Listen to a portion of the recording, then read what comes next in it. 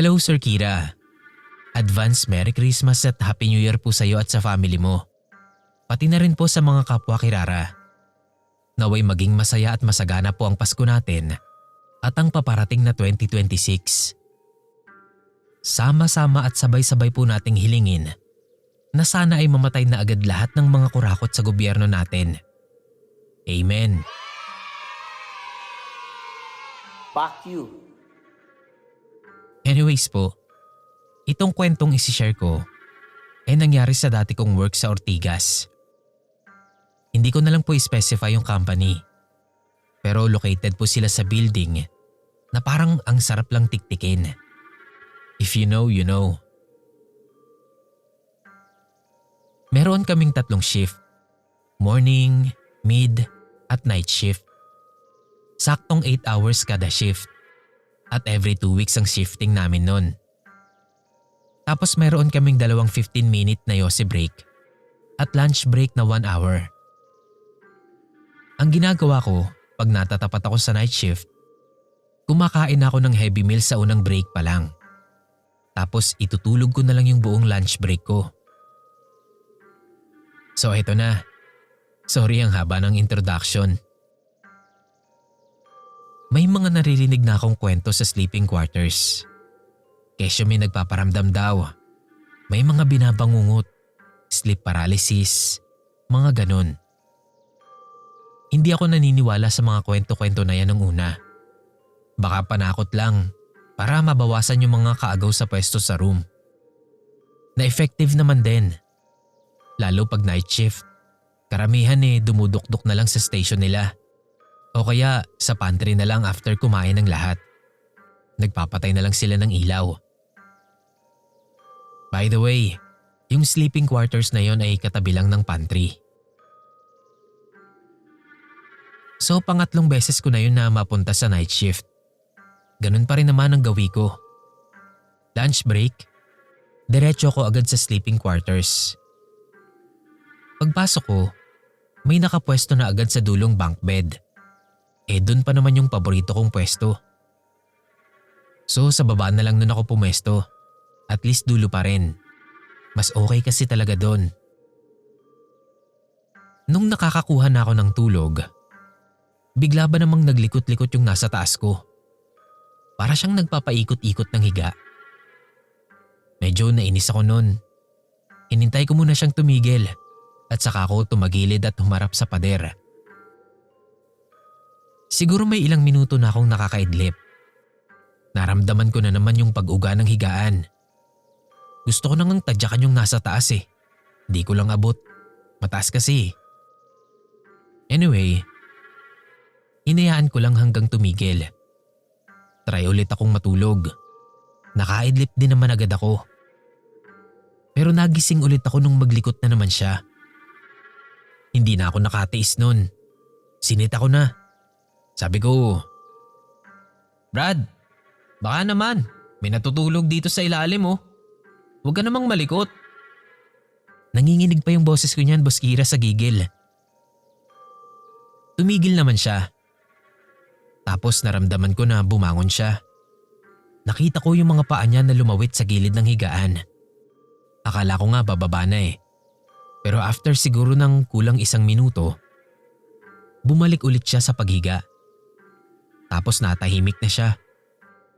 Sakto namang nagdatingan na yung iba pang mga empleyadong matutulog din. Kanya-kanyang pwesto sila. Tapos biglang sabi nung isa, "Uy, bakante." Sabay biglang sampa niya sa bunk bed sa taas ko. Nagtaka ako kasi alam ko ngang may nakapwesto dun eh. Hinintay kong bumaba siya at mag-sorry sa nauna. Pero hindi yun nangyari. Napabangon tuloy ako sabay tingin sa nasa taas. "Pre, may tao dyan ah.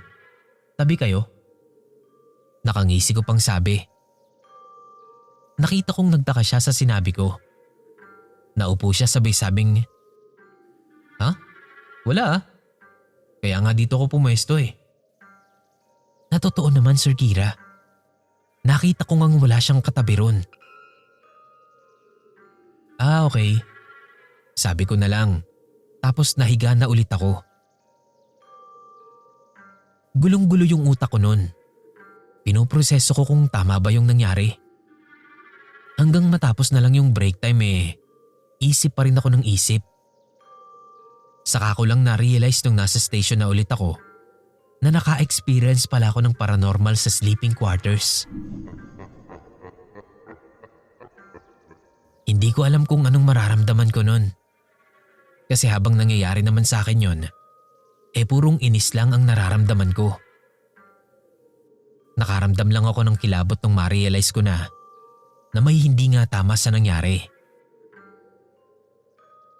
Natutulog pa rin naman ako sa sleeping quarters pagkatapos ng insidente na yon. Hindi naman na kasi naulit yon. May mga ilang beses lang na sleep paralysis ako, pero hindi naman malala. Dala lang siguro ng pagod at puyat. Bale, yun lang naman po. Salamat kung mababasa. God bless po sa ating lahat.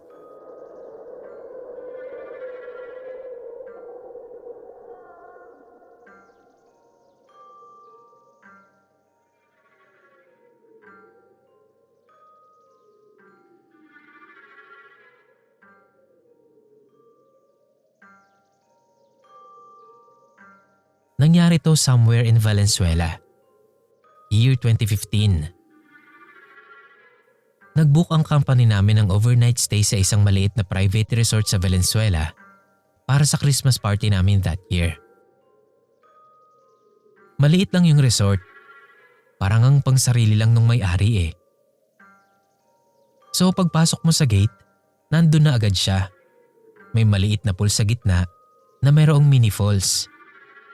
Tapos sa gilid nun malapit sa gate, isang up and down na bahay o room kung saan kami nagstay nun. Tapos sa labas lang nun sa gilid yung kusina. Tapos sa kabilang side naman ng pool, merong bakanting space na sarado. Sabi noon gagawin daw atang videoke room. So okay naman. Masaya naman lahat. May ilang pa-games, pa-raffles, may paagaw pa ng pera si boss. Tapos the rest of the day, puro langoy, kain at inuman na lang. At syempre hindi mawawala ang videoke. Nung gabi na, syempre pagod na ang lahat. Karamihan sa amin mabilis nang nakatulog. Yung mga babae nasa taas. Tapos kaming mga lalaki naman, kanya-kanyang pwesto na lang sa baba. Pero may mga naiwan pang matitibay na nagiinuman nun Nung madaling araw na, habang tahimik na natutulog ang lahat, bigla kaming nagising sa malakas na sigaw. Pagbangon ko, yung katrabaho pala namin, si Ate Beth. Nagtititili siya habang tumatakbo papalapit kila Kuya Peter na mga nagiinuman. Nung tinanong namin kung anong nangyari, sabi niya, may nakita raw siyang nakabigti sa CR. Nung puntahan ng iba naming katrabaho, wala naman daw silang nakita. Pero iginigiit talaga ni Ate Beth na meron daw talaga. Kwento niya, nung pagtingala niya daw habang umiihi siya, doon niya nakita yung lalaking nakabigti. Dilat na dilat daw yung mata na nakatingin pa sa kanya.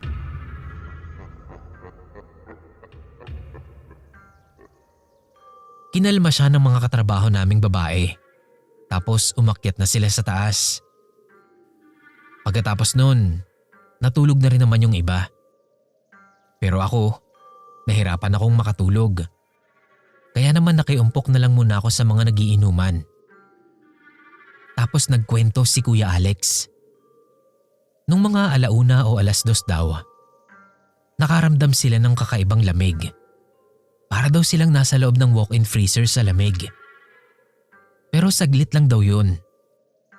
Tapos biglang napagawi sa may bakanting space yung paningin niya. Yung sinasabi kong gagawin daw videoke room.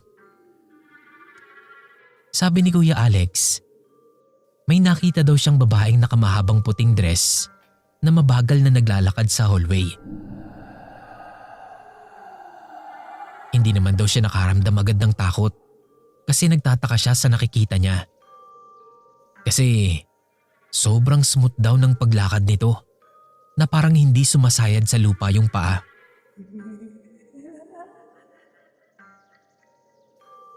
Sinundan niya lang daw ito ng tingin. Pagdating sa dulo, which is dead end na, bigla na lang daw nawala yung babae. Hindi niya sigurado kung tumagos ba sa pader o bigla na lang talagang nawala. Pagbalik niya ng tingin sa mga kasama niya, nagulat siya nang bigla silang magkatinginan ni Kuya Peter. Sabay tanong niya na, "Nakita mo?" Doon nila nalaman na pareho pala nilang nakita yung babaeng nakaputi. At oo, lumulutang nga daw ito, sabi ni Kuya Peter. Mas kinilabutan pa sila nung pagbalik ni Kuya Bert galing sa CR. So pumunta nga raw siya sa may CR nun, pero hindi siya pumasok. Sa gilid lang siya ng CR umihi, sa may pader.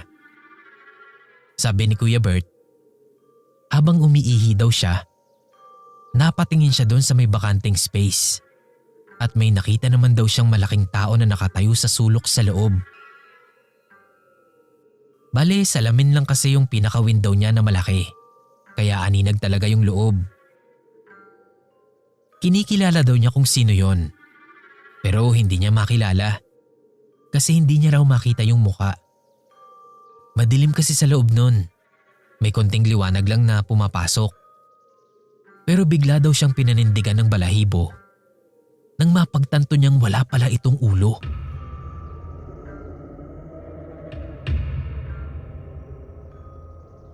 Tapos ayun na nga, dumagdag pa yung nakita ni Ate Beth sa banyo. Kung nagkataon daw palang sa loob siya umihi, malamang na siya pa yung nakakita dun sa lalaking nakabigti.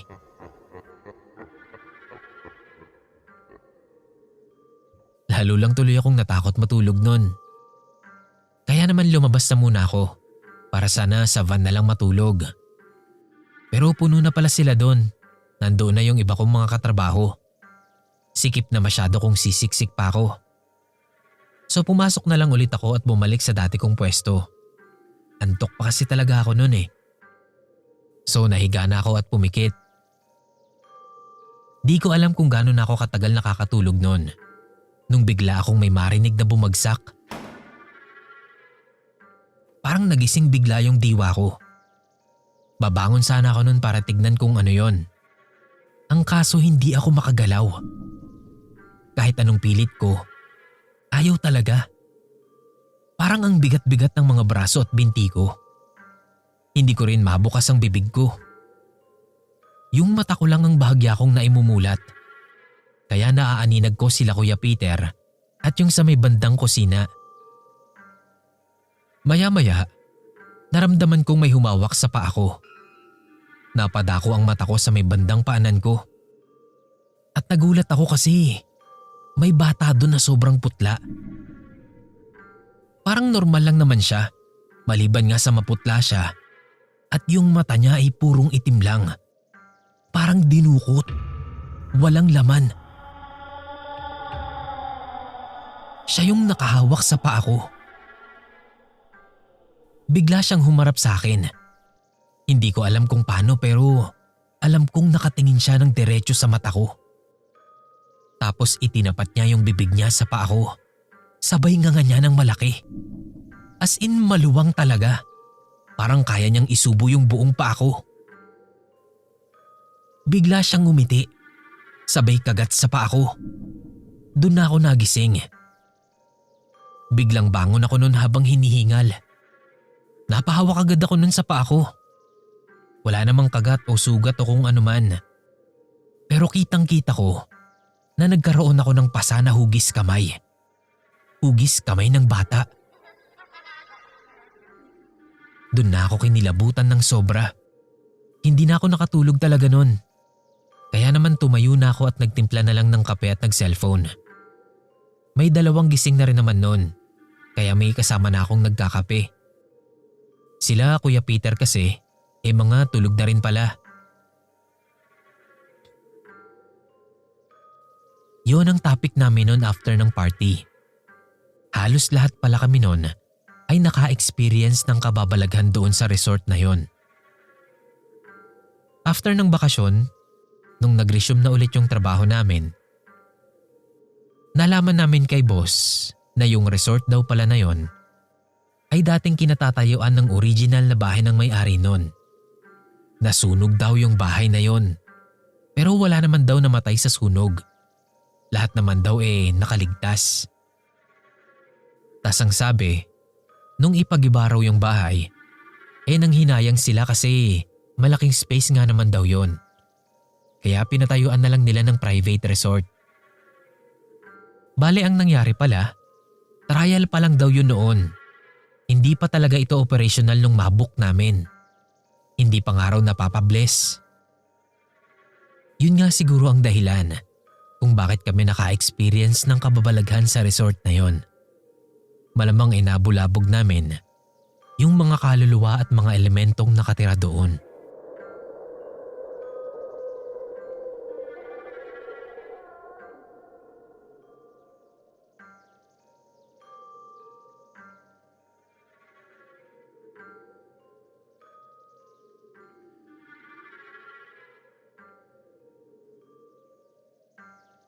Hello po. Isa po akong office girl. Desk job, spreadsheet warrior, at hindi naniniwala sa mga multo. O yun lang pala ang akala ko.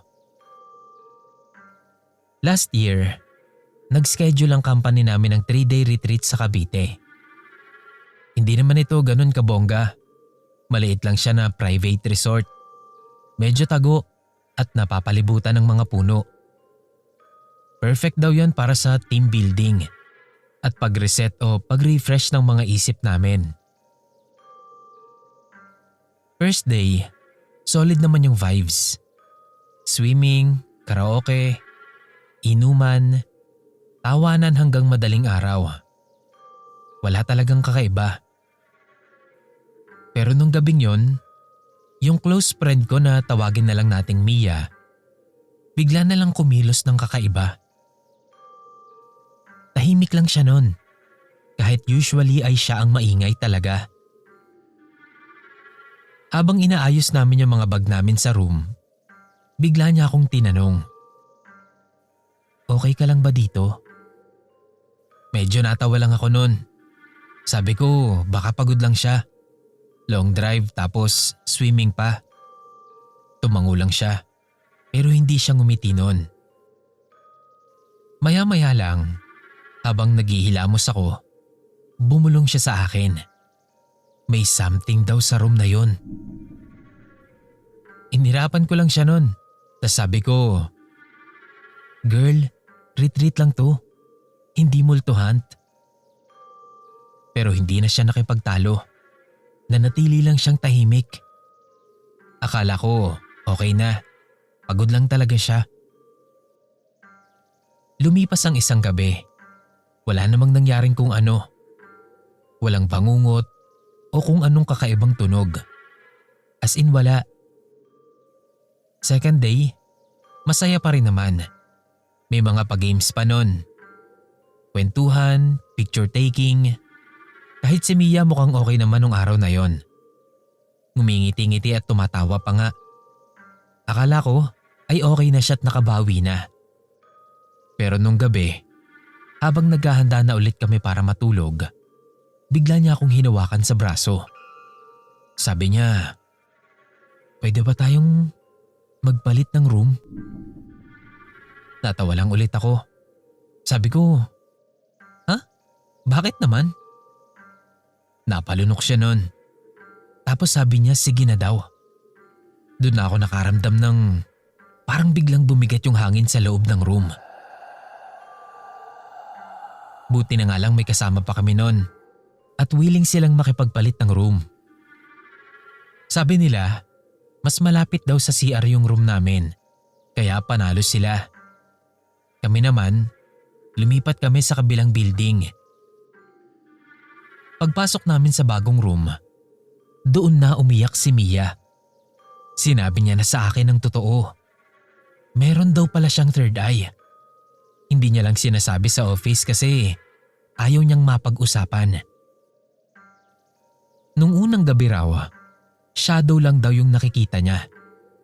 Parang may gumagalaw sa gilid ng mata niya. Binaliwala niya lang. Pero nung ikalawang gabi nga, hindi na lang anino. Meron na siyang nakitang figurang nakatayo malapit sa may salamin. Mahaba raw ang buhok pero hindi kita yung muka at nakaharap daw ito sa kama namin. Sabi niya, akala niya raw imagination niya lang. Pero bigla daw kasing gumalaw. Tumawa ako ng pilit nun. Sabi ko, tama na. Hindi ka ako nakakatawa. Pero tinignan niya ako sa mata. Talagang seryoso siya. Nung nag-CR ka kanina, lumapit siya sa kama mo. Sabi niya pa sa akin. Hindi ako nakatulog ng gabing yon. Kinabukasan ng umaga habang nag-aalmusal kami, narinig kong nagkukwentuhan yung dalawa naming katrabaho. Ang creepy dun sa kabilang building, no? Sabi nung isa. Sagot naman nung isa. Oo nga eh. Pero sabi nung caretaker, dati raw staff quarters yun. Tapos may babae raw na namatay dun. Hindi na ako nakisabat o nagtanong pa nun sa kanila. Nakumpirma ko lang na totoo talaga yung sinasabi ni Mia. Sa ikatlong araw, umuwi na nga kami. Safe naman kami. Walang nangyaring masama. Pero habang nagliligpit kami ng mga gamit namin nung pauwi na kami, bumalik pa ako sa kabilang room. May nakalimutan kasi ako nun. Nakalimutan ko yung charger ko. Pagpasok ko, mainit. Walang hangin. Tapos, bigla akong may nakitang refleksyon sa salamin. Mabilis na mabilis lang yun. Parang may nakita ako sa salamin na may taong nakatayo sa likod ko. Natakot ako kaya hindi ko na lang kinuha yung charger ko. Hanggang ngayon kapag may company outing, day tour lang ako.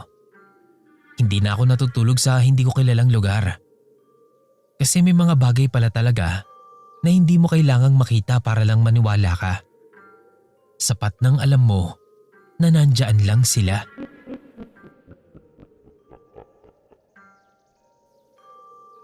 Isang linggo pagkatapos ng retreat namin, may inamin ako kay Mia. Yung second night namin doon sa resort, bago niya ako ayain na lumipat ng room, may nangyari talaga nun. Nagising ako noon ng 3:17 a.m. Hindi ako makagalaw. Nag-sleep paralysis ako. Akala ko noon nakaharap ako sa salamin. Tapos napansin ko na yung refleksyon ko doon ay hindi lang ako. Meron ding refleksyon ng babaeng mahaba ang buhok na nasa likod ko. Nakatabingi ang ulo niya habang nakangiting nakatingin sa akin na para bang sinisino niya ako. Pagkurap ko nun, bigla na lang itong nawala. Hindi ko yun sinabi kay Mia kasi ayoko sana siyang takutin. Pero nung sabihin ko nga yun sa kanya, bigla na lang din siyang namutla.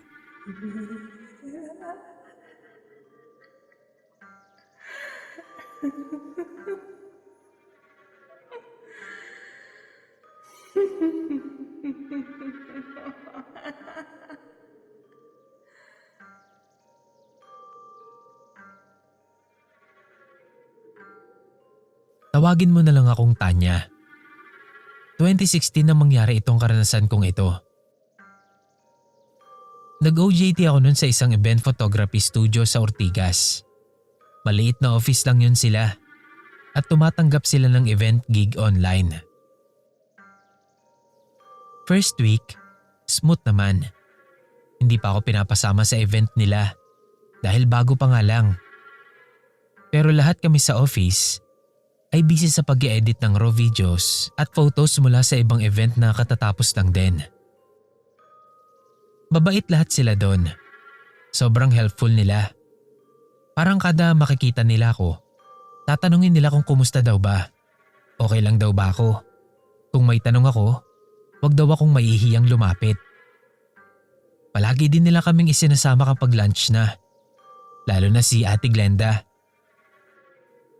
Noong unang beses na isinama nila kaming mag-lunch, sinabihan nila kaming mga nag-OJT. Iwasan daw naming mapag-isa sa storage room nila. Natanong pa nga kami kung nakapasok na daw kami ron. Sagot naman namin hindi pa. Akala ko pa nga nung una, nagjo-joke lang sila. Kasi medyo mga nakangiti pa sila noon habang ibinubulong yun sa amin. As if ayaw nilang iparinig sa iba. Kaya feeling ko talaga noon, nananakot lang sila. Nung second week ko, Tuesday yon. Yung 4 sa 5 team nung araw na yon ay may kanya-kanyang event. Hindi ako kasama doon, kaya stay pa din ako sa office. Iilan lang kaming natira noon.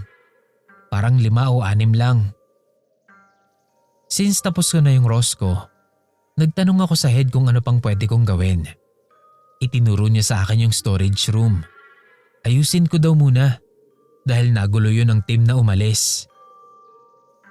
Naisip ko naman agad yung warning sa amin ni Ate Glenda. Pero ipinagkibit balikat ko na lang yon dahil wala din naman talaga akong choice.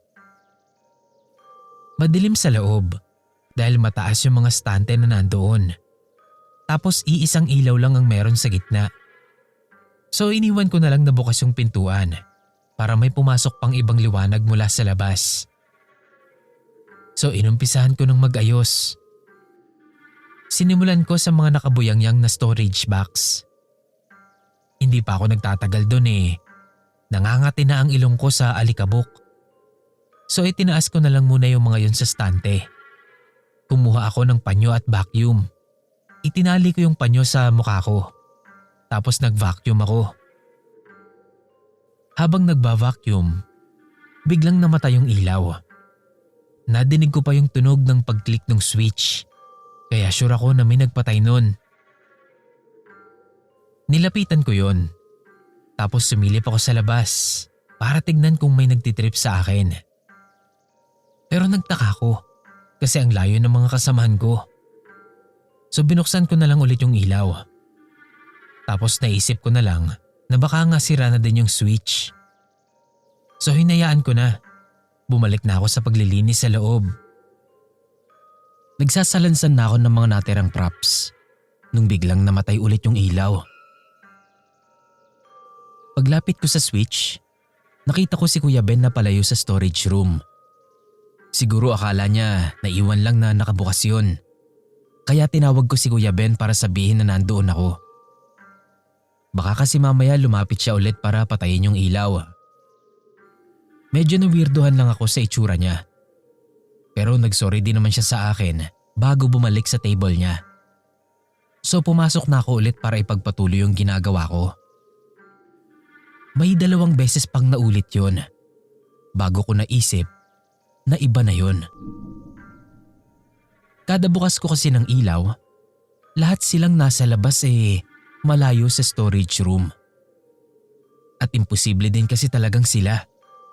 Kasi mga busy sila sa ginagawa nila para biruin lang ako ng paulit-ulit. Kinabahan na ako nun talaga.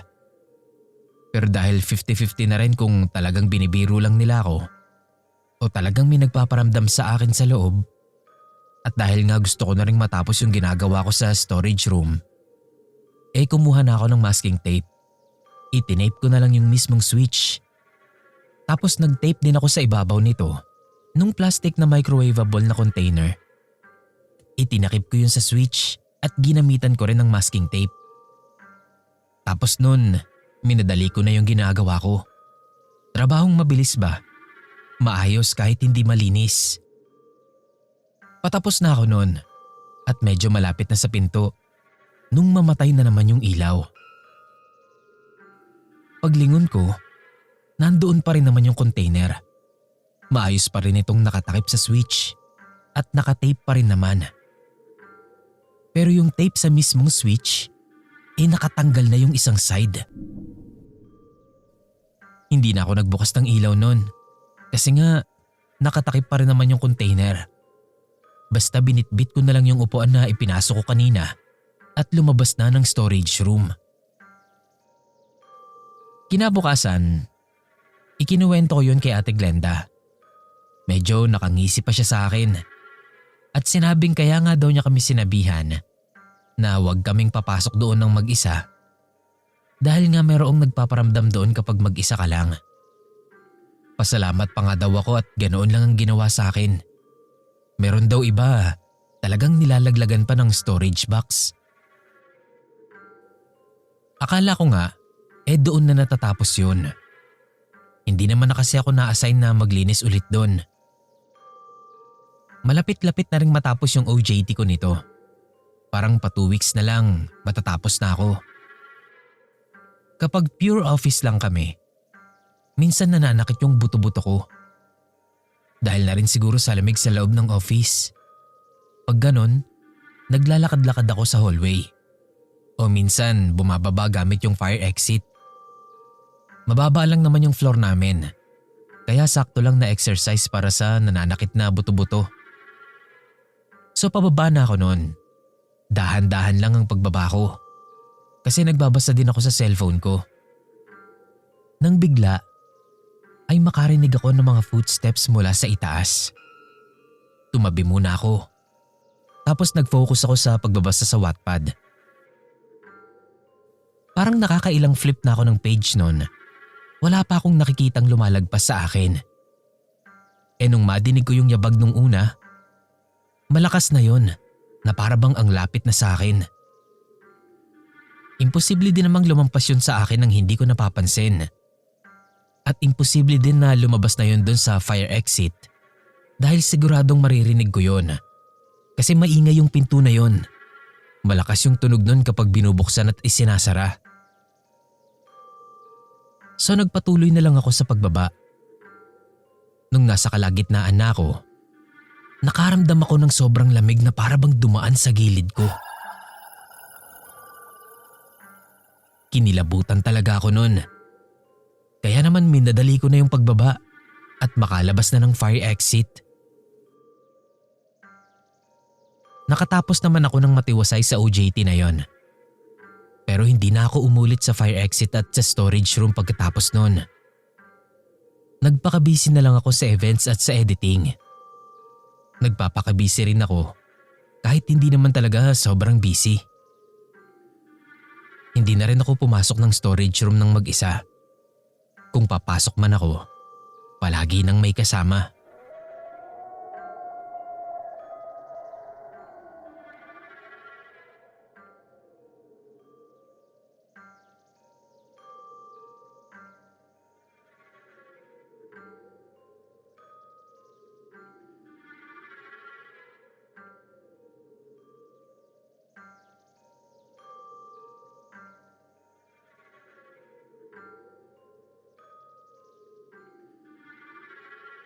Hindi ko talaga hilig magkwento ng mga ganito. Pero hanggang ngayon kasi, kinikilabutan pa rin ako kapag naaalala ko to. Nasa sleeping quarters ako ng company nito nang mapanaginipan ko yon. Usually naman ay natutulog ako doon ng bukas ang ilaw. Pero dahil may mga natutulog na doon nung pumunta ako, hinayaan ko na lang napatay ang ilaw. Nag-set na lang ako ng alarm ko bago ako humiga para hindi ko abutan ng traffic sa umaga pag uwi ko. Sa sobrang pagod ko, ay nakatulog agad ako at nanaginip. Sa panaginip ko noon, kasama ko yung long time friend ko nung high school pa. Simula nung magkatrabaho kaming pareho, ay bihirang-bihira na kaming magkita. Bilang na bilang sa daliri yung mga pagkikita namin sa loob ng 1 taon. Nagtataka ako kung bakit ko siya biglang napanaganipan noon. Nasa sementeryo daw kami. May bitbit kaming panglinis noon. Basahan at walis tambo. Naglalakad kami hanggang sa makarating sa puntod ng lola niya. Pagdating doon, nagkukwentuhan naman kami. Hindi ko na lang maalala kung ano. Basta nag-uusap kami noon habang naglilinis kami. Maya-maya, bigla siyang napatigil sa ginagawa niya. Tapos biglang sabi niya, "Dito ko ililibing soon."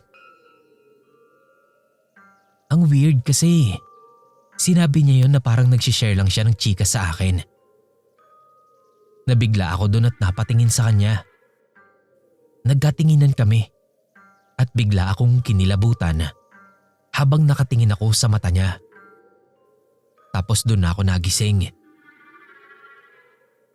Chinek ko yung phone ko. Ilang minuto pa bago mag-alarm. Kaya naman humilata na muna ako doon. Naalala ko yung panaginip ko kasi kinikilabutan pa rin ako nung magising ako. Feeling ko talaga, Sir Kira, sumpa ko to. Minsan nakakaramdam ako ng something na sobrang sama to the point na nararamdaman ko na may mawawalang malapit sa akin. Sobrang bigat nun sa pakiramdam. Tapos ganun pa yung panaginip ko nung time na yon. So nag-decide ako na makipagkita sa kanya. Bago ako lumabas, nag-message ako dun sa friend ko at niyaya ko siyang mag-coffee sa SB nung araw na yon. Parang hindi kasi ako mapapakali kapag hindi ko siya makikita bago matapos ang araw na yon. Pero nakauwi na ako't lahat, hindi pa rin siya nagre-reply. Ni hindi pa nga rin siya nagsisin. Gets ko naman na maaga pa nung nag-message ako. So nag-message ulit ako. Tinanong ko kung free ba siya sa hapon. Hapon na lang kako kami magkita. Tapos nun, natulog na muna ako ulit. Nagising ako na hindi makagalaw. Nag-sleep paralysis na naman ako. Ipinikit ko lang yung mga mata ko. Nagdasal at nag-focus ako na maigalaw yung daliri ko sa paa. Ilang sandali lang, nawala na. Pagdilat ko, bigla akong nakakita ng itim na usok na mukhang anino malapit sa pinto ko. Kaya naman napabangon ako agad. Pero bigla din yung nawala. Abot-abot talaga ang kaba ko nun. Kaya naman nag-check agad ako ng phone ko. Tinignan ko kung nag-reply na yung friend ko. Pero wala pa rin. Buong araw talaga. Sobrang bigat ng pakiramdam ko na hindi ko mahalaman kung ano. Nag-open ako ng Facebook. Titignan ko lang sana yung pictures niya. Pero bumungad agad sa akin yung mga tag post sa kanya ng mga kamag-anak niya. Hindi ako makapaniwala nun. Naaksidente pala siya sa motor. Ilang araw din daw na nakaratay siya sa ospital. At nun ngang araw na yon ay bumigay na siya.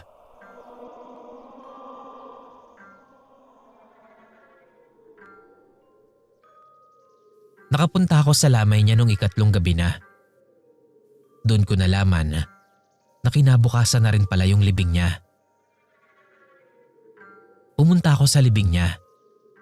At tulad nga ng sinabi niya sa panaginip ko, doon nga siya ililibing sa tabi ng lola niya.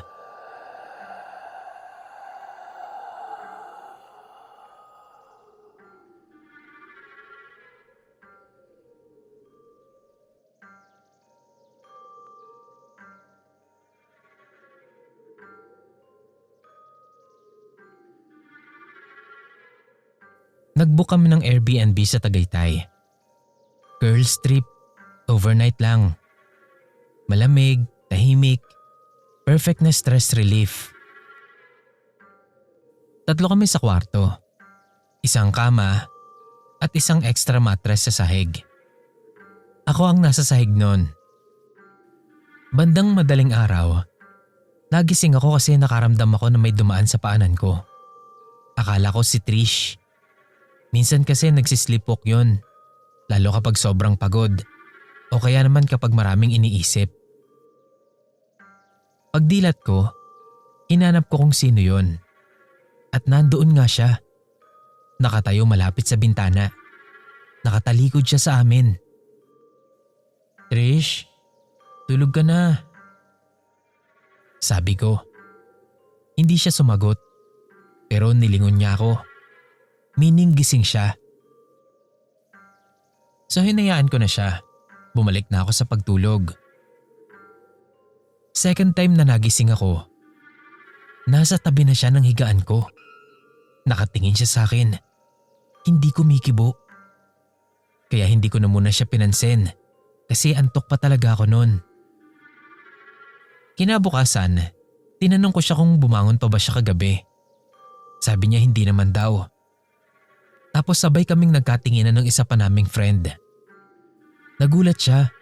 Tapos sabi niya, "Ha? Nakita kita malapit sa bintana, di ba?" Umuo naman ako nun. Pero ipinilit talaga niya na hindi daw siya bumangon o nag-sleepwalk. Kasi nagigising naman daw siya kapag nag-sleepwalk siya. Which is true naman. Kasi kami din mismo, ginigising namin siya kapag nakikita namin siyang nag-sleepwalk. Nung gabing yon, hindi ko siya ginising. Kasi nga alam kong gising na siya. Dahil nilingon pa niya ako nung tinawag ko siya eh. Pagkatapos nun, nagbibiroan na kami na baka iba na yon. Baka multo o ano. Saktong pinuntahan kami ng may-ari ng unit kasi may kukunin daw na nakalimutan. Kaya naman nasabi namin yung nangyari nung gabi. Tapos tinawanan niya kami. Sabi niya, meron na nga din daw nakapagkwento sa kanya ng ganon dati. Pero wala naman daw siyang nakikitang ganon kapag sila-sila lang ng pamilya niya o ng mga kaibigan niya ang natutulog doon. Tapos tinanong niya pa kami kung sa may bintana daw ba namin nakita. Siyempre umuo kami. Ewan ko ba, parang natakot pa nga yata namin yung may-ari nun. Kaya nagpaalam na siya agad. Nung gabing yon, natulog kaming mga nakatalikod sa bintana. Sumiksik na rin ako sa kanilang dalawa sa kama. Kasi bigla akong natakot dun sa pagkakatugma ng kwento ng owner sa nakita namin nung gabing yon.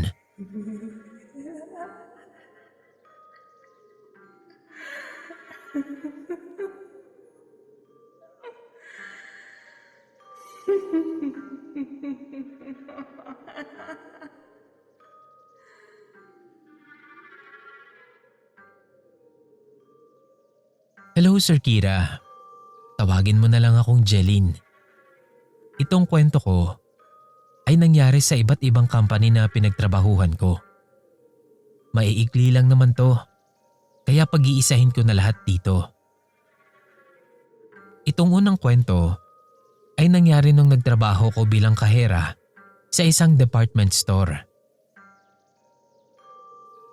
10 a.m. ang opening. Pero kapag opening, alas 8 pa lang ay nandoon na ako para makapag-ayos pa ng sarili ko. Hindi natin kayang tansyahin ang traffic sa Pinas, kaya mas maaga, mas okay. Kesa naman malate. Napaaga ako ng dating. May ibang employee naman na nasa loob na, kaya okay lang. So naupo muna ako sa locker area namin at nagpahinga. Habang nandun ako, nagsi-cellphone lang ako. May ibang employee na din na pumasok sa loob ng locker area. Pero lumalabas din agad. Iniiwan lang nila ang gamit nila sa locker, tapos bumababa na para manigarilyo. O kaya para bumili ng ulam nila. Nung nakapahinga na ako, nagsimula na akong mag-ayos ng sarili ko. Merong isang babae noon na pumasok. Naupo siya sa kabilang dulo ng inuupuan ko. Basta nakaupo lang siya noon. Siguro humihinga lang din. Kasi kapag umaga, hagdan lang talaga ang gagamitin mo hanggang 3rd floor. Kung nasaan nga yung department store. At nakakahingal talaga yon. Kilala ko siya sa muka at saka sa brand na hawak niya. Pero hindi ko alam ang pangalan niya. Anyway, hindi ko na siya pinansin. Nagayos na ako dahil siguradong dadagsa na ang empleyado doon sa locker maya-maya lang. Pero ang weird lang kasi, ewan ko ba, parang ang dilim ng aura niya. Maliwanag kasi dun sa loob. Tapos since nasa right side ko lang naman siya, Medyo kita ko siya sa peripheral vision ko. Tapos parang ang dilim-dilim niya. Pakiramdam ko tuloy, ang bigat ng kung anumang pinagdadaanan niya noon. Biglang dumating si Ate Jules. Pareho kaming kahera. Naupo lang siya sa tabi ko. Tapos natulala lang siya doon. Mukha siyang problemadong iiyak na ewan. Kaya tinanong ko siya kung anong problema niya. Sagot niya, nakita raw niya yung isang sales lady na tumalon mula sa third floor kanina lang. Tinanong ko pa ulit kung nung umaga lang din na yun yung sinasabi niya. At oo daw. As in nagkatinginan pa nga daw muna sila bago tumalon si Brand A. Doon ako natawa ng konti kasi alam ko na nagjo-joke lang siya. Pero tinignan niya lang ako na parang na-offend. Kaya ang sabi ko sa kanya, kanina ko pa kasama si Brand A doon sa locker room bago pa siya dumating. Pero sabi niya, imposible daw yun. Nagkatanungan pa kami ng ibang detalye, pero hindi talaga nagtutugma yung timeline namin. Grabe yung kilabot ko nung magpasukan na yung iba pang mga empleyado. At tungkol kay Brand A nga, yung pinag-uusapan nila. Noon ko palang napaniwalaan na totoo nga ang sinasabi ni Ate Jules. Hindi niya ako bastang niloloko lang. Nag-resign si Ate Jules pagkatapos ng araw na yon.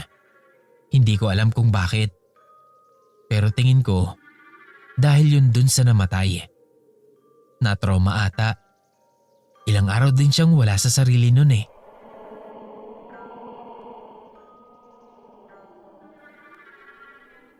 Itong ikalawang kwento ko, nangyari magpapasko. Sa call center naman ito. Same building lang to sa kung saan ako nagwo-work bilang kahera ng department store na yon. Isang taon din siguro ang pagitan bago ako napasok doon. Masama ang lagay ng tiyan ko nito. Kalagitnaan ng shift ko.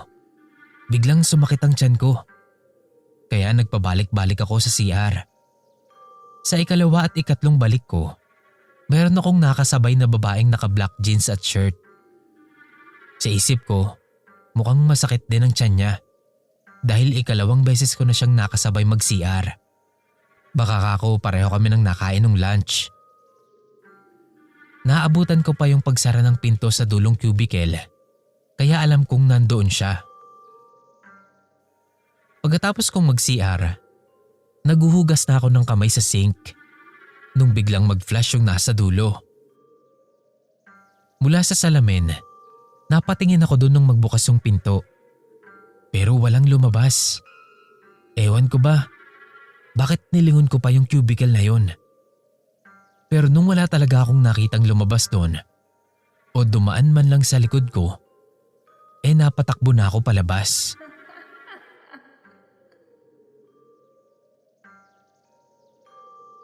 Last story ko, Sir Kira. After work na nangyari to. Nakipagkita ako nun sa dalawang best friend ko nung college. Tumambay kami sa labas ng isang convenience store na nasa labas lang din ng subdivision namin. Malawak yung space doon. Tapos meron talaga silang tables and chairs para sa mga tumatambay. Madaming tao doon madalas. Pero dahil super late na din nun, iilan na lang kaming nandoon. Nasa dulo kami. Nakaharap kami sa bakanting lupa ng subdivision. Kwento-kwento lang, tawanan, tapos maya-maya, napansin ko na kada may magsasalita sa amin, may nadidinig akong umiiyak na nasa right side ko lang. So kada nga may magsasalita at madidinig ko yung parang iyak, napapalingon ako doon. May nakatambay din doon. So tinitignan ko kung may umiiyak ba sa kanila. Pero wala naman. Tapos palagi pang ganun, na parang sinasadya nitong isabay sa pagsasalita yung pag-iyak niya. Siguro napansin ako ng kasama ko na tingin ako ng tingin doon sa may bandang kanan ko nga. Sabi niya na nadidinig din daw niya yung umiiyak. Tapos ako naman nagulat. Kasi hindi lang pala ako yung nakakarinig nun. Kahit wala naman akong nakikitang umiiyak dun. Tapos yung isa pa, sinabi din niya na kanina niya pa nga rin daw napapansin yun. Well, at least hindi ako nababaliw kasi nadidinig din nila yun. After nun nagkahayaan na kaming umuwi. Kinikilabutan na rin kasi talaga ako nun. Hanggang dito na lang, Sir Kira. Sana mapansin at magustuhan ninyo. Salamat.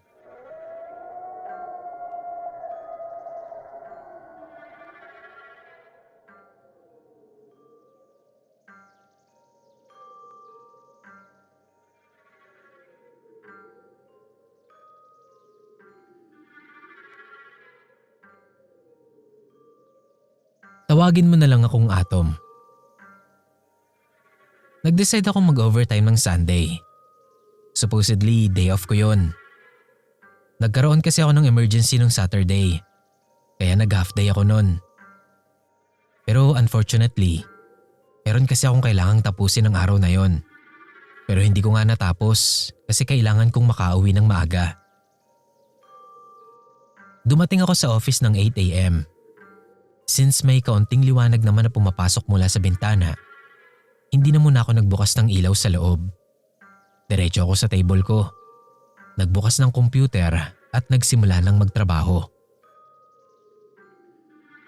After a while, napansin ko na may ibang tunog ng mouse akong nadidinig. Na-realize ko lang na hindi sa mouse ko nanggagaling yun. Kasi hindi na nagtutugma yung tunog nito sa pagpindot ko sa mouse ko. Maliit lang naman yung office namin, Sir Kira. Pag tumayo ka sa isang side, kita mo na agad ang kabuuan ng office namin. Kaya alam ko na ako lang talaga ang nandun sa loob. Hindi ko na lang pinansin. Pero para hindi ko masyadong madinig, nag-play na lang ako ng music. Nilakasan ko since ako lang naman mag-isa ron. Nung una okay pa. Kasi hindi ko na yun masyadong nadidinig dahil sa pinlay kong kanta.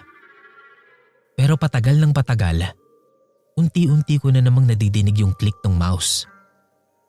Kasi ang bilis na nung tunog, na para bang nanggigigil yung pumipindot.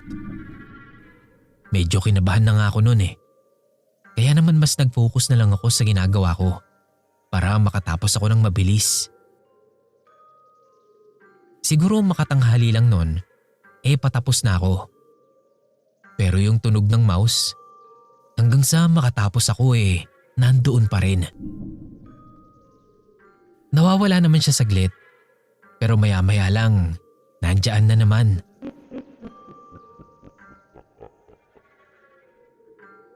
Matagal na akong nakakarinig ng mga kwento tungkol dito sa opisina namin. Pero nito ko lang naranasan. Siguro kasi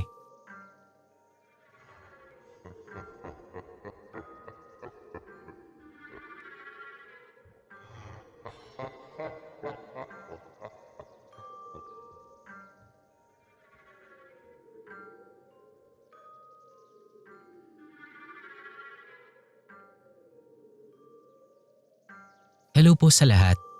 May gusto lang akong i-share sa inyo. May na-experience lang ako sa dating company na pinagtrabahuhan ko. Tawagin mo na lang akong Jimboy. Maliit na company lang yon at kokonti lang kaming employee niya. Starting pa lang yung business na yon. Kaya kapag paldo sa orders, paldo rin ang overtime namin. May isang overtime lang kami na hindi ko talaga makakalimutan. First time kong magstay noon sa office na umabot kami ng madaling araw para sa isang order ng client na yon. Bandang 2 a.m., karamihan sa amin doon ubos na ang energy. Tahimik na lang kaming gumagawa habang nakikinig sa mga kwentuhan ng iba. Ako kahit hindi ko na trabaho, pinakiusapan na tumulong na muna. Dahil kailangan nila ng ekstrang kamay pa para nga dun sa ginagawa nila. Sa bandang likod ko yung mga computers namin. Tapos nasa sahig na kami gumagawa nun dahil hindi na siya kasya sa table. Sa bandang 2:00 ng madaling araw nga, Akala ko ay may naglilinis sa likod ko sa may computer table. May nadinig kasi akong tunog. Yung parang iniangat yung keyboard at mouse. So nilingon ko yun. Kasi baka may mapindot doon na hindi dapat. Pero nagulat ako kasi wala akong nakitang tao ron. Yung keyboard at mouse, nakita ko pang gumalaw. Pero parang kakalapag lang ng mga ito ng kung anumang nag-angat sa kanila.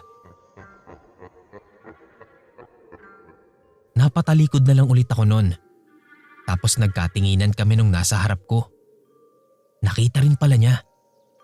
Pero dahil hindi siya nagsalita, nanahimik na lang din ako. Sa isip ko talaga nun nagdadasal na ako. Pero taas na talaga lahat ng balahibo ko nun sa likod. Lalo na't damang-dama ko na may malamig na kung ano na nakapwesto sa likuran ko.